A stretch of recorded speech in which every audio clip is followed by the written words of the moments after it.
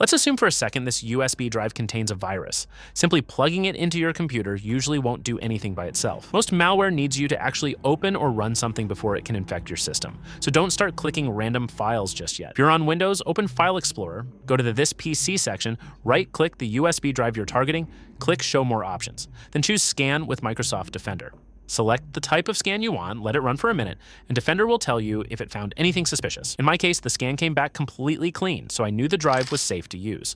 If Defender does find something, don't panic. Just let it quarantine or remove the threat, and avoid opening any files on the drive until the scan is finished. Now, if you're using a Mac, it's a little different.